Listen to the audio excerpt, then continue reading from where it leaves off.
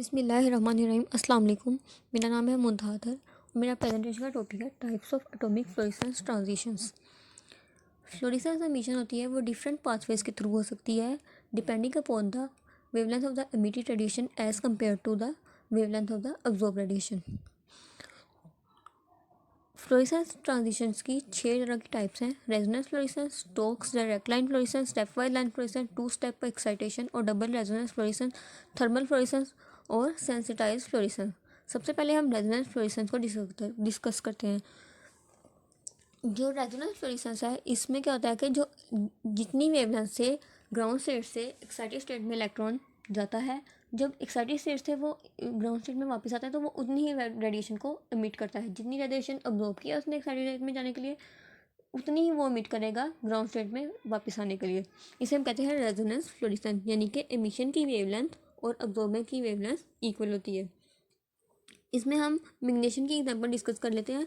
Magnesium के case में 3s से 3p में जब इलेक्ट्रॉन जाता है तो वो 285.2 नैनोमीटर की रेडिएशन को अब्जॉर्ब करके जाता है, जबकि जब वो 3p से 3s में वापस आएगा तो ये इतनी ही रेडिएशन को एमिट कर देगा। इसे हम कहते हैं रेजोनेंस फ्लोरेसेंस। इसका एक सीरियस ड्रॉबैक है, फ्लेम के अंदर पार्टिकल की वजह से इंसिडेंट रेडिएशन की जो है वो स्कैटरिंग हो जाती है।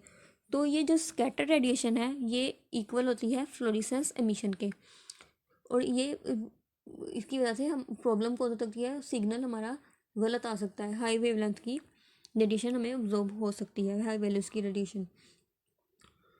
अगली जो फ्लोरेसेंस की टाइप है वो है Stokes direct line fluorescence. Stokes direct line fluorescence में क्या होता है कि जब इलेक्ट्रॉन अब्जॉर्ब कुछ रेडिएशन ऑब्जॉर्ब करके गया है एक्साइटेड स्टेट में, जितनी उसने रेडिएशन ऑब्जॉर्ब की है एमिशन के दौरान उतनी रेडिएशन नहीं बल्कि उससे ज़्यादा रेडिएशन एमिट हो जाती है। ये क्यों होता है कि इलेक्ट्रॉन जो है वो डायरेक्ट एक्साइटेड स्टेट से ग्राउंड स्टेट में नहीं आ जाता, वो पहले जाता है एक इंटरमीडिएट लेवल में और उसके बाद इंटरमीडिएट लेवल से वो आता है ग्राउंड स्टेट में। तो जो उसने एक्साइटेड स्टेट से इंटरमीडिएट लेवल में जो वो आया है उसे हम कहते हैं Stokes direct line fluorescence emission. जबकि जब वो इंटरमीडिएट से ग्राउंड स्टेट में आया तो वो रेडिएशन लेस डीएक्टिवेशन होती है एक किस्म की, तो इसे हम कहते हैं स्टोक्स डायरेक्ट लाइन फ्लोरेसेंस। यानी कि जो अब्जॉर्बेंस की रेडिएशन वेवलेंथ है वो कम है और जो एमिशन की वेवलेंथ है वो ज़्यादा है। ये इधर यही बताया हुआ है कि एमिशन की वेवलेंथ जो है वो ज़्यादा है और अब्जॉर्बेंस की वेवलेंथ जो है वो कम है। इसकी एग्जांपल देख लेते हैं। इसमें क्या होता है कि जो एक इलेक्ट्रॉन है वो पहले गया ग्राउंड स्टेट से एक्साइटेड स्टेट में, जब एक्साइटेड स्टेट से वो इंटरमीडिएट लेवल में आया तो ये हो गई स्टोक डायरेक्ट लाइन फ्लोरेसेंस। ठीक है, जब ये इंटरमीडिएट लेवल से ग्राउंड स्टेट में आया तो ये एक तरह की रेडिएशन लेस डीएक्टिवेशन होती है। ठीक है, तो ये हो गया स्टोक्स डायरेक्ट लाइन फ्लोरेसेंस, इसको हमने पढ़ लिया। इसका एडवांटेज क्या है, इसका एक एडवांटेज है कि जो स्कैटर्ड रेडिएशन जो हुई थी, जो हम स्कैटरिंग की वजह से गलत हमारा सिग्नल आया था रेजोनेंस फ्लोरेसेंस की वजह से, जो उसका ड्रॉबैक था उसको हम इधर इनकाउंटर कर लेते हैं फ़िल्टर को यूज़ करके। तो उस वो वाला जो उसकी जो ड्रॉबैक था, जो प्रॉब्लम आती थी रेजोनेंस फ्लोरेसेंस में, वो हम यहाँ पे ओवरकम कर लेते हैं। तो ये इन्होंने इधर थेलियम की एग्जांपल दी हुई है। थेलियम के केस में जो इलेक्ट्रॉन है वो 377.6 नैनोमीटर की वेवलेंथ को ऑब्जॉर्व करके एक्साइटेड स्टेट में जाता है, जबकि वो जो इंटरमीडिएट लेवल में आता है तो वो 535 नैनोमीटर की वेवलेंथ को एमिट करता है। इंटरमीडिएट लेवल से जो ग्राउंड स्टेट में होती है वो रेडिएशन लेस डीएक्टिवेशन होती है, ये आपको मैंने पहले बता दिया। अगली जो टाइप है वो है स्टेप वाइज लाइन फ्लोरेसेंस। ये एक तरह की स्टोक्स डायरेक्ट लाइन फ्लोरेसेंस की टाइप है। इसमें भी क्या होता है कि इसमें भी जो हमने स्टोक्स डायरेक्ट लाइन में फ्लोरेसेंस में पढ़ा है कि अब्जॉर्बिंग की जो वेवलेंथ है वो कम होगी और एमिशन की जो वेवलेंथ है ज़्यादा होगी।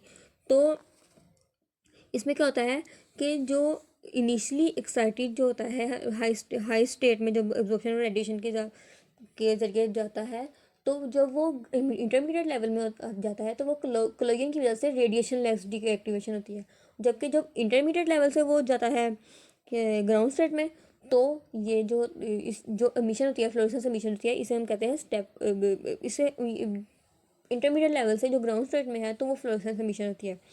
ये होगी स्टेप वाइज लाइन फ्लोरेसेंस। यहाँ यही बताया हुआ कि एमिशन की जो वेवलेंथ है वो ज़्यादा होती है, एब्जॉर्प्शन की वेवलेंथ कम होती है। तो इसमें एग्जांपल है सोडियम की एग्जांपल। सोडियम के केस में 3s से 3p में जब इलेक्ट्रॉन गया 4p में जब इलेक्ट्रॉन गया तो वो 330.0 नैनोमीटर की रेडिएशन को अब्जॉर्ब करके जाता है।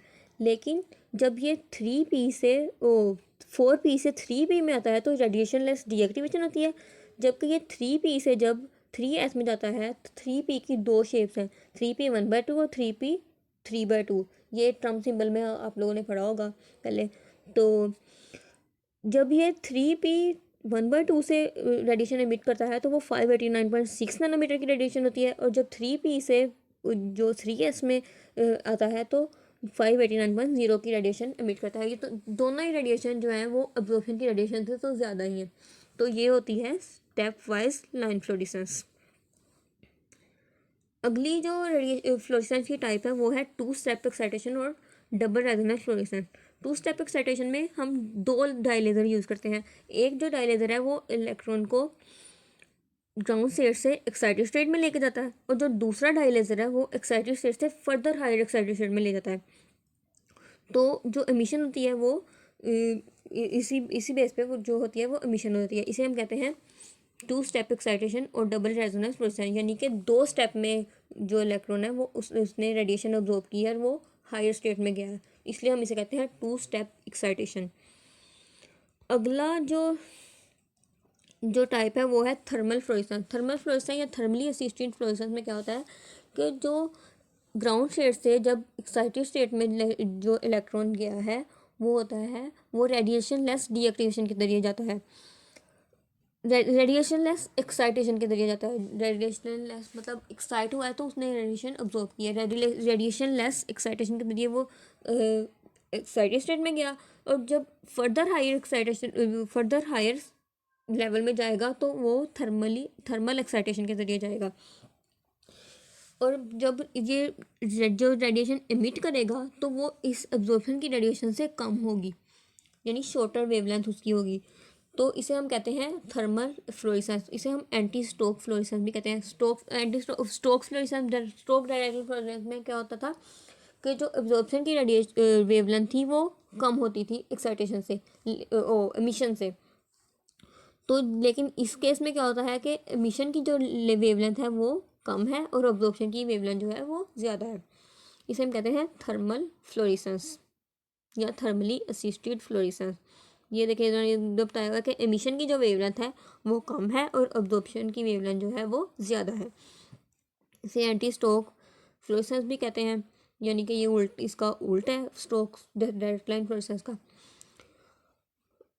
आगे जो 6 टाइप है वो है सेंसिटाइज फ्लोरेसेंस। सेंसिटाइज फ्लोरेसेंस में क्या होता है कि जो एक एक्साइटेड एटम होता है वो अपनी जो एनर्जी है वो दूसरे वो उस एटम को अब दे देगा, तो खुद वो डीएक्साइट हो जाएगा, और जो दूसरा एटम है वो वो एक्साइटेड स्टेट में चला जाएगा।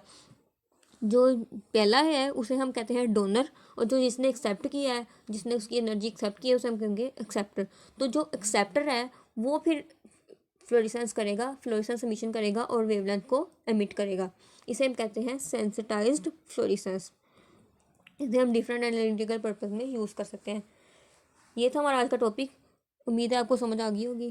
Thank you.